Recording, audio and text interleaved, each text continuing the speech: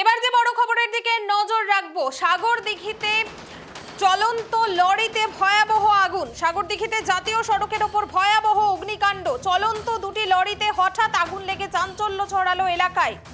এ বিষয়ে বিস্তারিত জানবো। এই মুহূর্তে আমার সঙ্গে টেলিফোন লাইনে রয়েছেন আমাদের প্রতিনিধি সাগর মণ্ডল। সাগর, যে ঘটনাটি ঘটেছে, যে জাতীয় সড়কের ওপর ভয়াবহ অগ্নিকাণ্ড, কি করে ঘটলো এই অগ্নিকাণ্ড, কি জানা যাচ্ছে?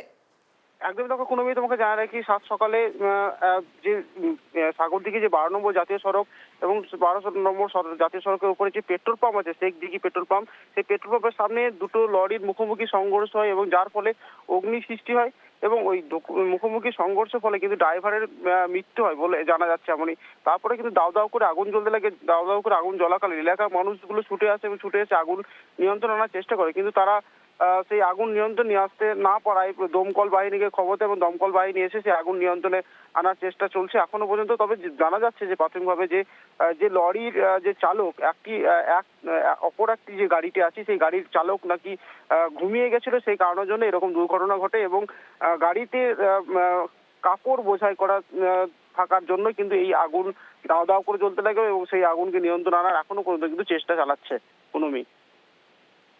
বেশ, ধন্যবাদ সাগর। যে খবরের দিকে আমাদের নজর রয়েছে, সাগরদিঘিতে জাতীয় সড়কের ওপর ভয়াবহ অগ্নিকাণ্ড। চলন্ত দুটি লরিতে হঠাৎ আগুন লেগে চাঞ্চল্য। শেখদিঘি পেট্রোল পাম্পের কাছে এই ঘটনায় আতঙ্ক ছড়ায় সাধারণ মানুষের মধ্যে। ঘটনায় মৃত্যু হয়েছে একজনের।